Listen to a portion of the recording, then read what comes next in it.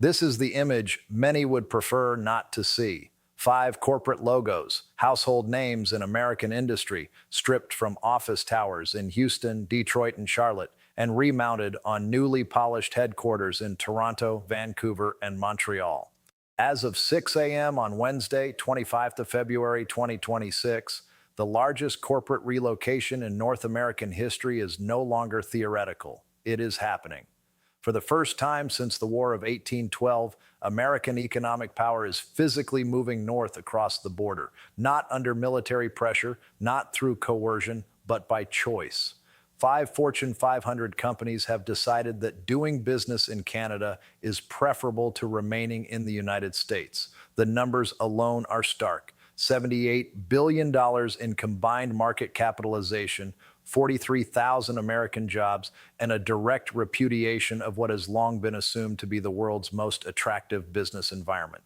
This is not a routine relocation. It is a judgment, and it has come far faster than policymakers expected. President Trump, already under strain from the Japan bond crisis, collapsing approval ratings, and an ongoing constitutional confrontation with New York State over his personal assets, woke this morning to what may prove the most damaging economic headline of his presidency. According to multiple sources inside the West Wing, the mood is one of outright panic. Officials describe an atmosphere bordering on apocalyptic. The president is reportedly demanding emergency executive action to block the departures.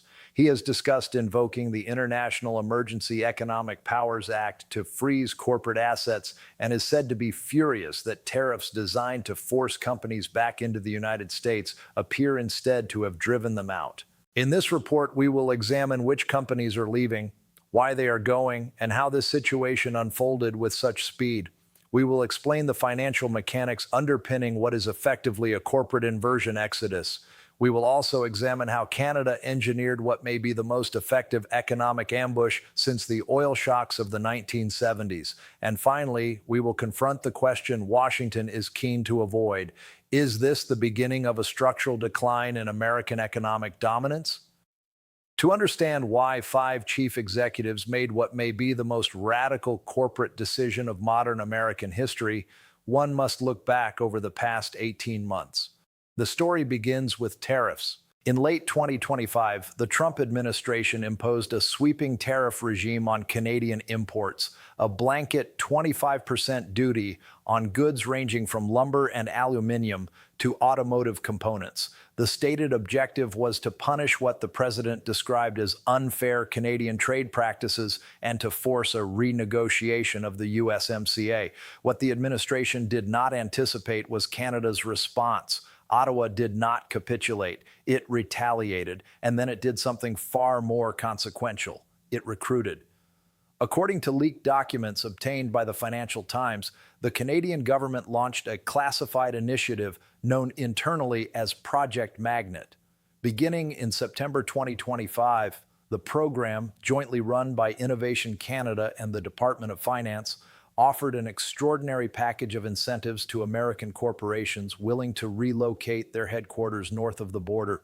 The offer was comprehensive: a 12.5% corporate tax rate for the first decade, compared with an effective rate of roughly 21% in the United States. Zero tariff exposure to the European Union through Canada's CEDA trade agreement. Fast-tracked immigration visas for up to 5,000 employees per company. Subsidized commercial real estate in designated economic zones across Toronto, Vancouver, Montreal, Calgary, and Ottawa. According to sources within the Canadian Finance Ministry, the total value of the program exceeded $14 billion in tax breaks, grants, and infrastructure commitments. This was not a polite invitation. It was a calculated economic recruitment campaign explicitly designed to exploit vulnerabilities created by American trade policy. The identities of the companies involved matter. This is not conjecture. It is a sequence of decisions with measurable consequences. The first is Stellantis North America. The automaker, already under severe pressure from tariffs on Canadian-made components feeding its Detroit assembly lines, announced on Tuesday that it would relocate its North American headquarters from Auburn Hills, Michigan to Windsor, Ontario. The symbolism is difficult to miss. Windsor sits directly across the river from Detroit. Employees will be able to see their former offices from their new ones. The move affects 8,200 jobs and approximately $19 billion in market capitalization. According to reports, the company's chief executive presented the board with a blunt calculation. Remaining in the United States would cost $2.3 billion a year in duties. Relocating to Canada would save $1.8 billion annually and open tariff-free access to European markets. The second company is Dow Chemical. Based in Midland, Michigan, the chemical giant has announced it will move to Sarnia, Ontario, just across the border from Port Huron. Its exposure to tariffs had become unsustainable. $740 million a year on cross-border chemical shipments alone. Canada, by contrast, offered a dedicated processing corridor and subsidized energy costs through Ontario Hydro. The relocation affects 6,400 jobs and roughly $38 billion in market value. A source close to the board told Reuters the decision was unanimous. The assessment was stark. The American regulatory and tariff environment had become hostile to chemical manufacturing. And that assessment did not come from political opponents or campaign critics. It came from corporate boards charged with fiduciary responsibility. That judgment did not stop with one or two firms. The third company to move is the American division of Magna International. Originally a Canadian firm, Magna spent the past 2 decades expanding aggressively across the United States. That expansion is now being reversed. The company is repatriating roughly 11,000 American employees, consolidating its operations in Aurora, Ontario, a shift representing an estimated $9 billion in relocated economic activity. The fourth departure is Nutrien, the world's largest fertilizer producer. Nutrien is moving its American operations hub from Deerfield, Illinois to Saskatoon, Saskatchewan, taking with it 4,200 jobs and approximately $7 billion in associated economic activity. The fifth is Brookfield Asset Management. The firm is relocating its New York City office, the crown jewel of its American presence, back to Toronto, transferring oversight of $5 billion in assets under management to Bay Street. 5 companies, 5 departures, 5 structural holes torn into the American economic fabric, none of which will be easily repaired.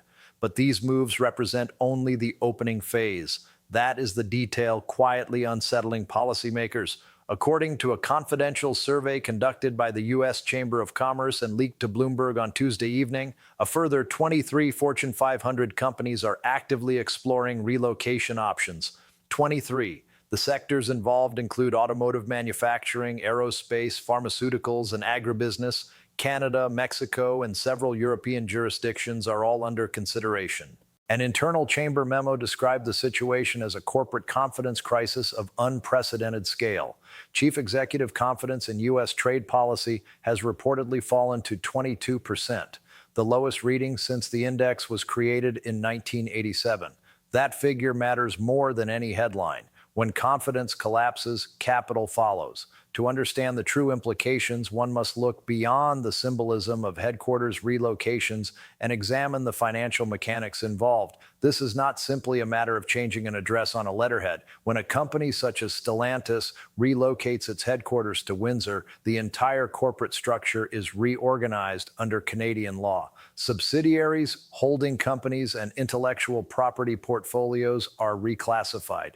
Transfer pricing, the method by which multinational firms allocate profits across jurisdictions, shifts accordingly. Revenue previously taxed in the United States at 21% becomes taxable in Canada at 12.5%. That revenue is lost to the U.S. Treasury not temporarily but permanently. Multiplied across 5 companies, the implications are immediate. A preliminary estimate released by the Congressional Budget Office projects an annual loss of $12.4 billion in federal tax revenue. That is $12.4 billion each year, no longer available for Social Security, Medicare, or defense spending. The burden does not disappear. It is redistributed to the taxpayers who remain, and this is before accounting for secondary effects, where the real damage emerges. When Dow Chemical leaves Midland, Michigan, the consequences are not abstract. Midland has a population of 42,000. Dow is its largest employer, largest taxpayer, and principal benefactor of local schools, hospitals, and civic infrastructure. County officials are now projecting a 34% decline in property tax revenue within 18 months. Schools will lose funding, hospitals will lose their primary insurance base, local businesses, from restaurants to car dealerships, will see demand collapse. This is not economic theory. It is the dismantling of a town's foundation. The same pattern is unfolding in Auburn Hills as Stellantis departs and in Deerfield following Nutrien's exit. Entire communities built around corporate anchor institutions are being hollowed out in real time. A flash analysis released by the Brookings Institution estimates that the combined secondary economic impact of the 5 relocations exceeds $131 billion once supply chain disruption, reduced consumer spending, and falling property values are taken into account. There is, however, a further dimension largely absent from cable news coverage: national security. Dow manufactures precursor chemicals used in defense applications. Stellantis produces vehicles under military contracts. Nutrien controls roughly 22% of North America's fertilizer supply, fertilizer being foundational to food security itself. When decision-making authority and corporate headquarters move to Canada, so too does regulatory jurisdiction. Canadian headquartered firms answer to Canadian courts, Canadian regulators, and ultimately, Canadian national interests. That reality has not gone unnoticed in Washington. The United States Department of Defense is reportedly alarmed. A leaked memo from the Office of the Undersecretary of Defense for Acquisition describes Dow's relocation as a potential vulnerability within the defense industrial base, warranting immediate interagency review. This is the point at which the crisis moves beyond economics and into constitutional territory, because the White House response has not been measured, and that response now threatens to escalate the situation dramatically. According to multiple sources inside the administration, the president convened an emergency meeting of the National Economic Council at 4 o'clock in the morning. The meeting ran for 3 hours. By 7 a.m., officials say the president had overruled every economist in the room. He demanded that his legal team identify a mechanism to physically prevent American corporations from leaving the country. Among the options discussed was invoking the International Emergency Economic Powers Act, legislation typically reserved for freezing the assets of terrorist organizations and hostile foreign states, and applying it against American companies seeking to relocate to a NATO ally. The implication is extraordinary. A sitting U.S. president is considering the use of counterterrorism financial powers to block private firms from making lawful business decisions. Legal scholars across the political spectrum have reacted with disbelief. The statute requires a declared national emergency based on an unusual and extraordinary threat to national security or the economy. Corporate relocation to Canada does not meet that threshold under any conventional legal interpretation. But reason, according to officials familiar with the discussions, is no longer driving policy. The White House is operating in crisis mode. Every major economic indicator is flashing red. The Japan bond collapse has destabilized global debt markets. U.S. equities have shed approximately $4.2 trillion in value over the past 3 weeks. The dollar index has fallen 8% since December. Consumer confidence reached a 14-year low earlier this week. The corporate exodus is now accelerating that decline faster than policymakers can respond. There is a crucial connection here, one largely overlooked in mainstream coverage. The Japan bond crisis and the corporate relocations are not separate events. They are manifestations of the same systemic shock. When Japan's bond market unraveled, global risk pricing shifted almost overnight. Interest rates rose sharply worldwide. In the United States, borrowing costs jumped by 180 basis points in just 2 weeks. For capital-intensive firms such as Dow Chemical and Stellantis, that spike proved decisive. Already under strain from tariffs, the increased cost of financing rendered continued U.S. operations economically untenable. The rate shock did not cause the wound, it exposed it. Canada, meanwhile, moved in the opposite direction. The Bank of Canada cut interest rates by 50 basis points in January, even as the Federal Reserve was forced to hold steady. That divergence, combined with the incentives of Project Magnet, created a pull few boards could resist. The financial arithmetic was unambiguous. Remain in the United States, a 21% tax rate, 25% tariff exposure, and borrowing costs approaching 6.8%. Relocate to Canada, a 12.5% tax rate, tariff-free access to the European Union, and borrowing costs closer to 4.1%. Over a 5-year horizon, the savings for a company like Dow exceed $9 billion.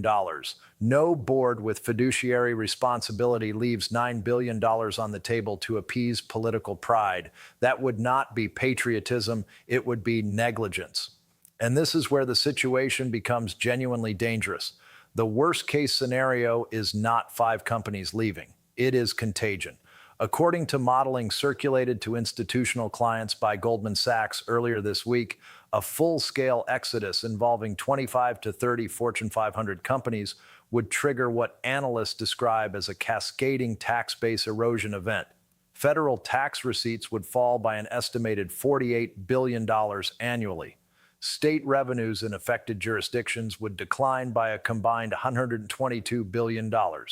The dollar, already weakened by the Japan shock, would face sustained downward pressure as corporate cash flows migrate to Canadian and European banking systems. Goldman's most alarming projection is a 15% decline in the S&P 500 over 6 months as investors reprice American corporate earnings for a structurally less attractive environment.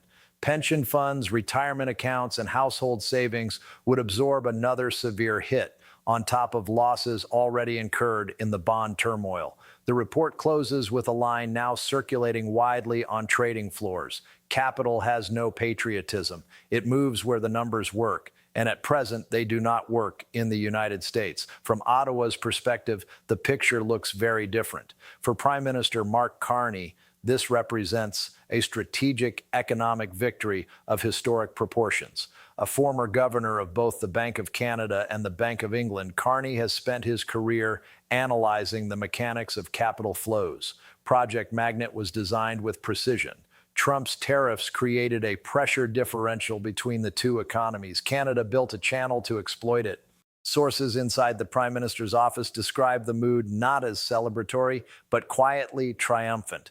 According to officials familiar with the discussions, Prime Minister Mark Carney was clear in private. Canada did not poach these firms. The United States drove them away. Ottawa merely opened the door and switched on the lights. International reaction has been swift and damaging to American prestige.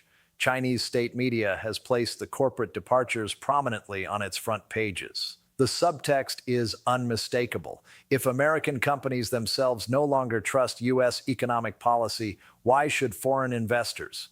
Economic power relies on the perception of stability. The removal vans outside corporate headquarters in Midland, Michigan, have become a billboard advertising American uncertainty to sovereign wealth funds and finance ministries around the world. Domestically, the political consequences are even more volatile. Within the president's core support, opinion is splitting sharply. One faction sees the exodus as confirmation that corporate America was never loyal, that global executives will always chase lower taxes and lighter regulation, and that tariffs were therefore justified. It is a familiar populist narrative, betrayal by elites. But another faction sees something far more personal. Union workers in Auburn Hills, chemical technicians in Midland, fertilizer specialists in Deerfield are watching their livelihoods disappear under a president who promised to bring jobs back. This is not ideological debate, it is lived experience. They voted for economic nationalism. What they are receiving instead is economic displacement. The coalition that returned President Trump to office in 2024 rested on a simple bargain: loyalty in exchange for protection.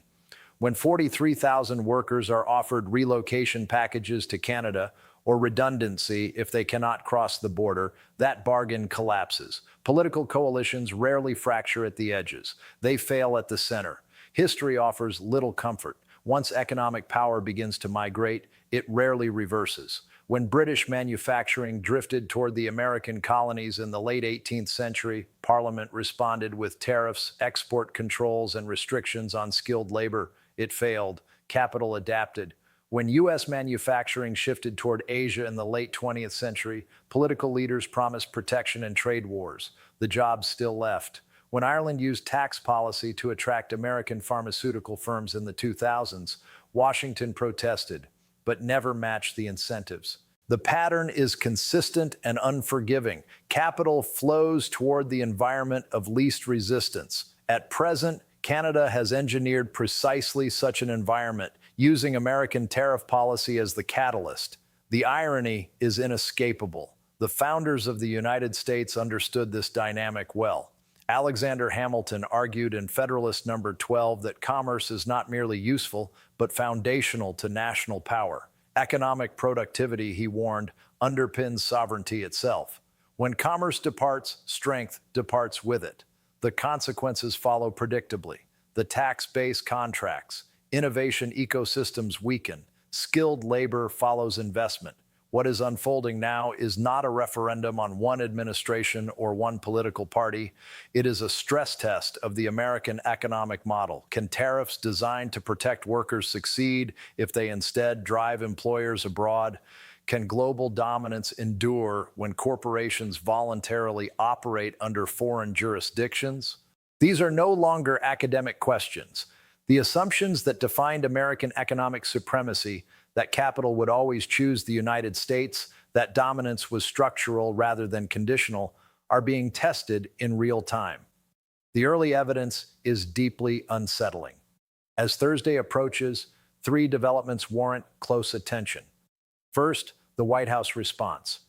Drafts of an emergency order invoking the International Emergency Economic Powers Act are reportedly circulating among senior staff. If signed, the resulting legal battle, likely involving the ACLU, the U.S. Chamber of Commerce, and the corporations themselves, would raise a profound constitutional question.